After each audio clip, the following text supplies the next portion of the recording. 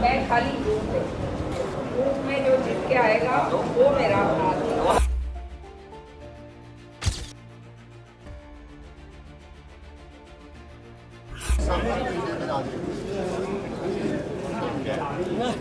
जंगबीर जी बहुत बढ़िया रुझान है और निश्चित तौर से 40,000 के करीब लोग बता रहे हैं मुझे कि इस तरह का माहौल बन रहा है। हमने काम करा है इलाके में, लोग ये जानते हैं। और चुनाव के टाइम तो भिन्न भिन्न तरीके के जो हैं कैंडिडेट आते ही हैं।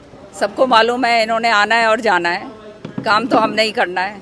तो सारी जनता जो है हमारी तो परिवार है और परिवार जानता है कि काम करने वाला कौन है। तो आप निश्चित तौर से श्रुति की अच्छे बहुमत से जीत होगी। अब बात यहाँ आती है, जो ये गारंटी जो हुड्डा, ये सारा मैनिफेस्टो हुड्डा साहब ने बनाया है और ये इनकी जो गारंटियाँ हैं ना, तो इनका तो गारंटी है फरेब की, इनकी गारंटी है झूठ की, इनकी गारंटी है भ्रष्टाचार की, इनकी गारंटी है लूट खसोट की और इनकी गारंटी है क्षेत्रवाद की। तो ये हैं इनकी असली गारंटियाँ, बाकी तो सारा मखोटा है। हाथ कितने ही मिला लो, जब दिल फट जाते हैं तो हाथ मिलाने का कोई फ़ायदा नहीं होता। जिस तरह से शैलजा जी को अपमानित करा गया है, नीचा दिखाया गया है, जो अपशब्द उनके बारे में इस्तेमाल करे गए हैं, जो चुनाव समिति के दौरान जो टिकटों का बंटवारा हुआ है, वो सब जानते हैं, पूरा हरियाणा जग जाहिर है।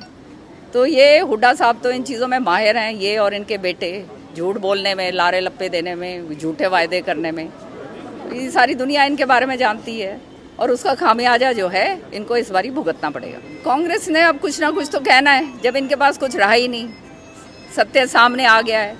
किस तरह से लुटाई हुई है पूरे प्रदेश की, किस तरह से क्षेत्रवाद था, किस तरह से खर्ची पर्ची जो है, हम लोग तो जो है इतने सारे बच्चे जो नौकरियां लगे हैं उस समय सारे के सारी रोहतक के अंदर जाया करती थी।